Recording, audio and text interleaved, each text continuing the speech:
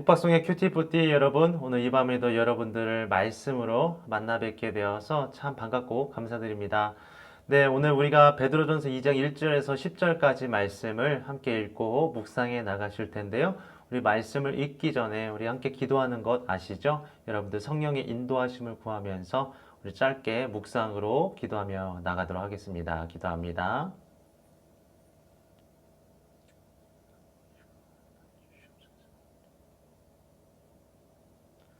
감사합니다, 주님. 오늘 하루를 말씀으로 마무리하고 또한 말씀으로 내일을 열어가고자 하나님 앞에 말씀 앞에 섭니다.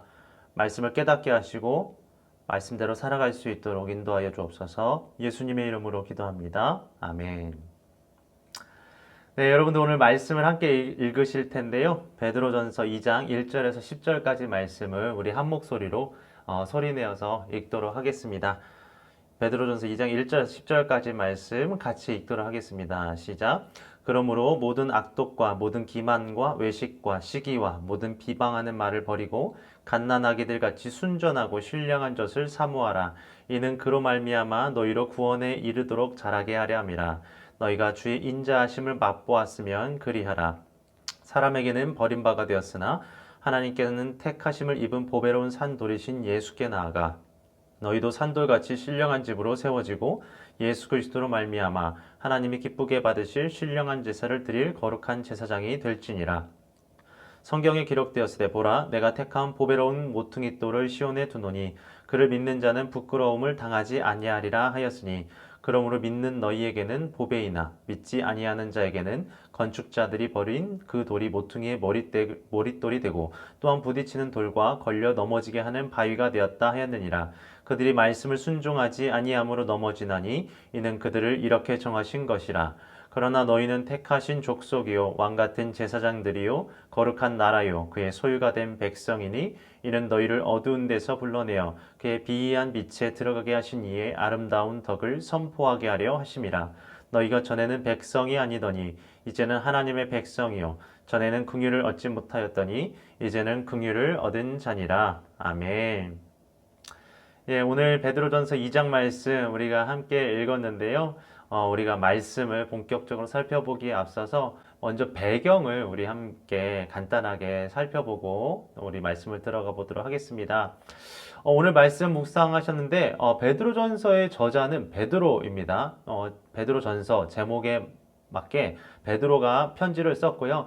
베드로가 이 편지를 쓴 연대와 장소를 보면은 약 64년 AD 64년에서 65년경에 로마에서 쓴 편지입니다. 그리고 받는 사람들을 보면은 우리가 지난 시간에 보았듯이 베드로전서 1장 1절에 보면은 흩어진 나그네들, 그러니까 소아시아, 지금으로 말하면 터키 지역에 있는 교회들, 그리스도인들을 향해서 베드로가 로마에서 쓴 편지라는 것을 알 수가 있죠. 그러니까 편지를 쓴 배경을 보면은 여러분들 지도와 함께 지금 보고 계실 텐데요. 배경을 보시면 이렇습니다. 지금 로마, 현재 이탈리아죠. 로마의 네로 황제 당시에 로마의 네로 황제가 54년에서 68년 동안 약 14년 동안 로마 제국을 다스렸던 황제인데요.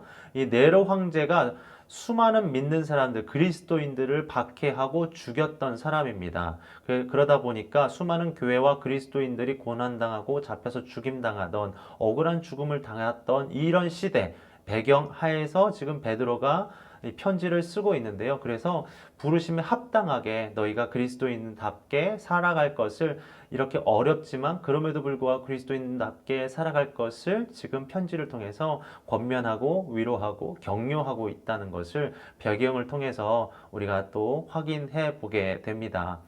지도를 보시고요. 지도 배경에 이어서 우리가 그 다음으로 그러면은 오늘 본문을 통해서 우리가 구조를 먼저 한번 살펴볼 텐데요. 베드로전서가 쓰여진 배경을 생각하면서 앞서 우리가 살펴본 배경을 생각하면서 구조를 우리 함께 같이 생각해 보면은 말씀의 이해가 될 것 같습니다. 오늘 1절에서 10절까지 말씀을 읽었는데요. 오늘 본문을 크게 4개의 단락으로 나눠 볼 수가 있습니다. 첫 번째는 1절에서 3절까지 말씀을 먹을 때 성장합니다 라는 것이죠. 그러니까 성도가 그리스도인들이 말씀을 먹을 때에 성장을 한다라는 것이에요. 그러니까 로마의 박해 상황에서 베드로가 이 예수 믿는 자들이 말씀을 더욱 가까이 해야 현재 어려움을 극복해 나갈 수 있는 힘이 된다라는 것을 첫 번째 단락에서 말해주고 있습니다.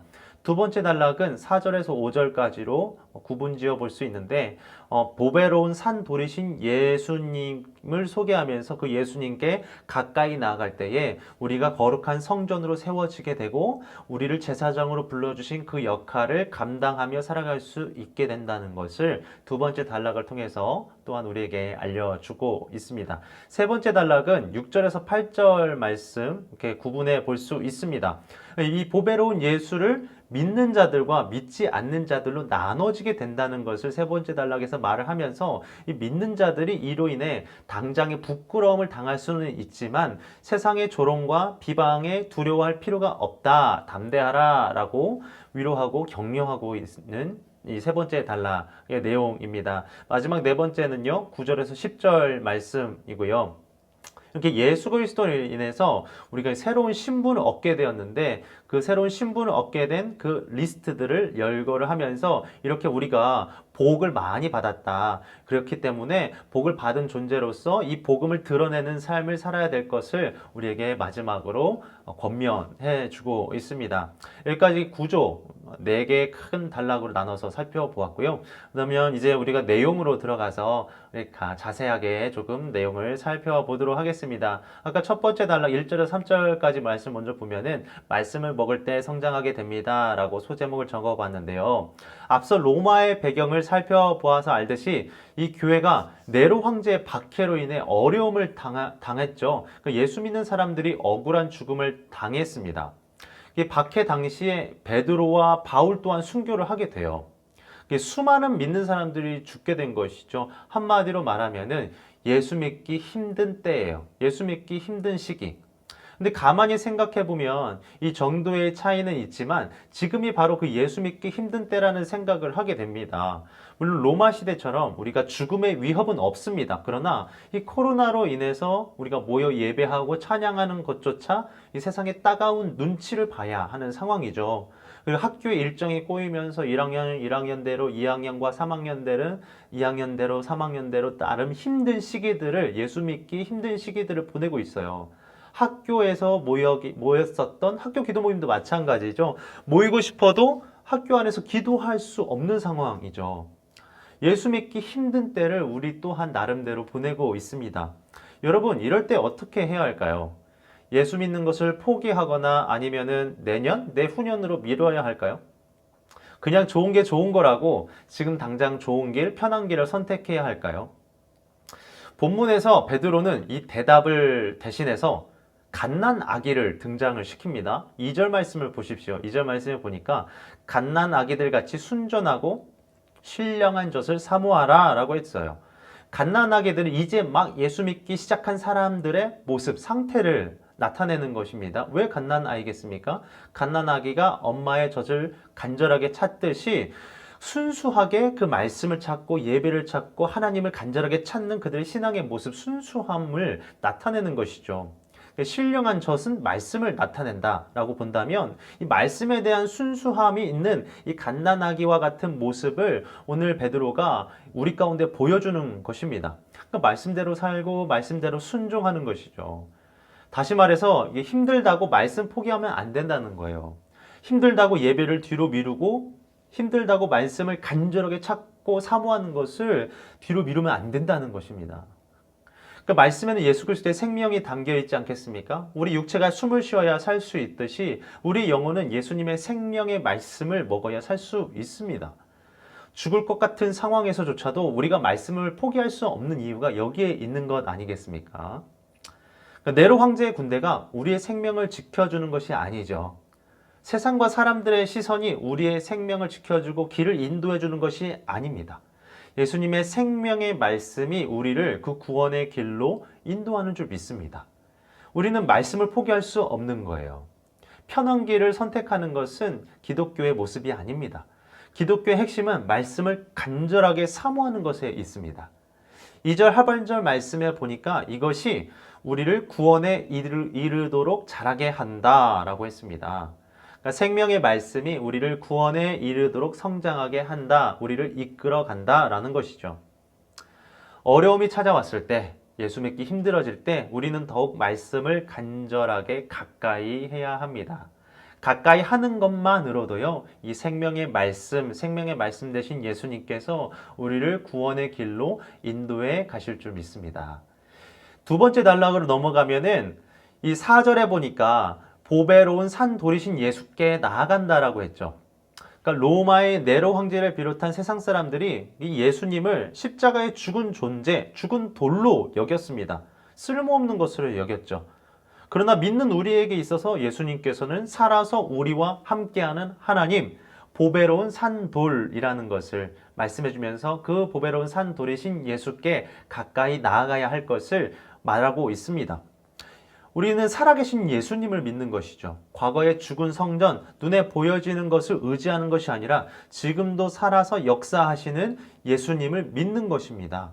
그렇기 때문에 베드로가 이 예수님께 계속해서 나아가야 할 것을 말하는 것이에요.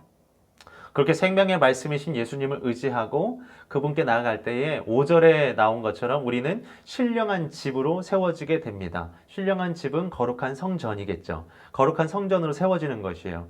그리고 그 목적은 신령한 제사를 드릴 거룩한 제사장이 되도록 하는 것에 있습니다. 5절까지의 말씀을 요약해서 보면은 이렇죠. 생명의 말씀을 간절하게 사모하는 것, 그리고 산돌이신 예수께 나아가는 것, 이 두 가지를 통해서 우리가 거룩한 성전으로 존재하게 되는 것이고, 하나님께서 우리에게 맡겨주신 그 제사장의 삶을 예배하는 삶을 살아갈 수 있게 된다라는 것을 알려주는 것입니다. 다시 말해서 베드로는 이 신앙의 어려움에 대해서 우리가 어떤 태도를 가져야 할지 알려주시면서 했던 말이 뭐냐면 성전으로서의 예배하는 삶을 살아가야 할 것을 말하는 것이죠. 포기하지 말라는 거예요. 말씀 포기하지 말고 예배 포기하지 말라는 것을 말해줍니다. 세 번째 단락으로 넘어가면은 물론 그렇게 우리가 이 믿음의 길을 걸어가는 데 있어서 어려움은 분명히 있습니다. 그러나 6절에 말한 것처럼 예수 그리스도를 믿는 자는 부끄러움을 당하지 않는다라고 했죠. 현실은 슬픔일 수 있고 부끄러움일 수 있고요. 세상의 따가운 시선, 눈총일 수 있습니다. 그러나 우리 안에 있는 예수 그리스도는 그 어떤 것과도 바꿀 수 없는 보배로운 모퉁이 돌이라는 것 말씀 가운데 우리에게 분명히 알려주고 있습니다. 8절에 이를 믿지 않는 자들은 말씀에 순종하지 않는 것이다 라고 지금 말씀을 하고 있고요. 그리고 그들은 결국 넘어지게 될 것임을 말해주고 있죠. 네 번째 단락으로 넘어가서 그러므로 하나님이 우리에게 허락하신 새로운 신분에 대해서 의심하지 말라고 말씀해 주고 있습니다.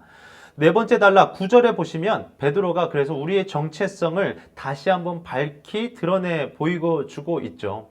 생명의 말씀을 의지할 때 그 보배로운 산 돌이신 예수님께 나아갈 때에 우리가 거룩한 성전으로서의 받게 된 이 새로운 신분, 이 신분이 어떠한 것임을 다시 한번 9절 가운데 말씀해 주고 있는 것이에요.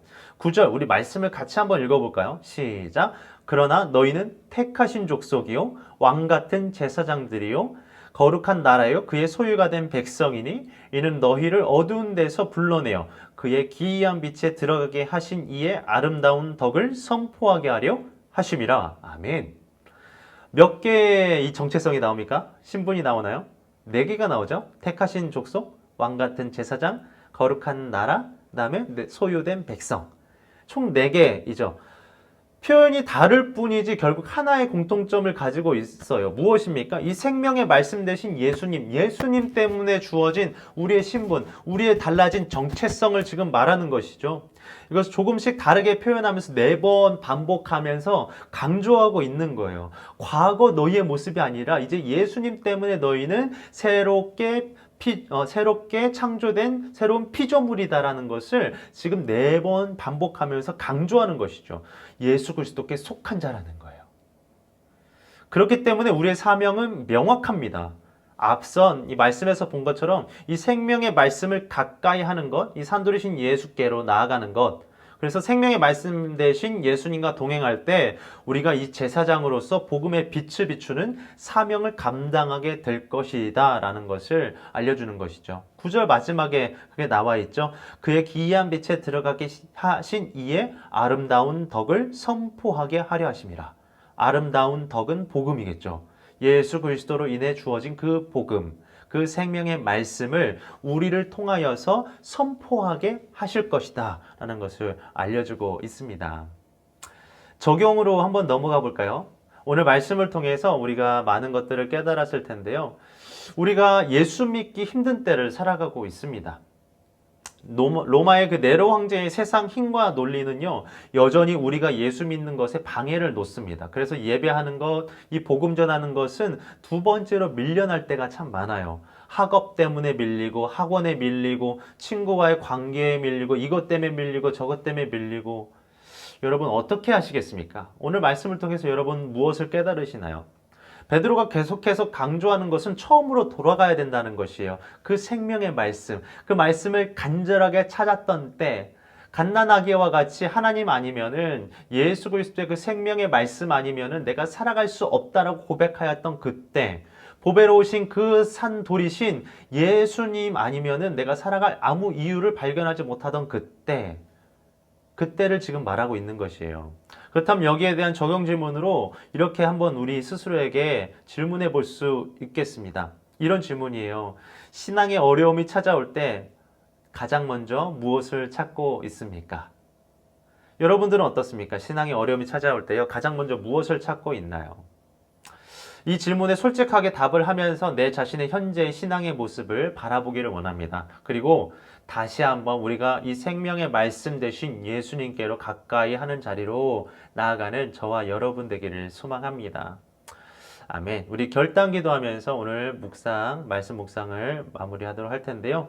우리 생명의 말씀을 사모하면 좋겠어요. 보배로운 산돌이신 예수님께로 다시 한번 우리의 시선과 우리의 마음을 돌려드리는 오늘 이 시간 되기를 소망하고, 그래서 내가 거룩한 성전으로 거룩한 제사장의 그 역할, 복음을 전하는 그 사명을, 그 예배하는 자로서의 그 사명을 살아가는 오늘 하루 그리고 내일이 되기를 소망합니다. 우리 결단 기도하고 오늘 말씀 묵상을 마치도록 하겠습니다. 기도하겠습니다. 감사합니다. 주님, 보배로운 산돌이신 예수 그리스도, 그분을 내가 다시 한번 바라보고 소망하기를 원합니다. 나를 성전 삼아 주시고 제사장으로서 살아가며 예배하는 자의 삶을 살아갈 수 있도록 인도하신 것 감사합니다. 하나님, 이 사명 잊지 않게 하여 주시고 우리의 이 사명이 희미해질 때마다 다시 한번 생명의 말씀 되신 예수께 우리의 시선을 돌리고 고정하며 우리가 예배하는 자로 복음을 전하는 자의 삶을 살아갈 수 있도록 인도하여 주시옵소서. 감사드리며 예수님의 이름으로 기도합니다. 아멘.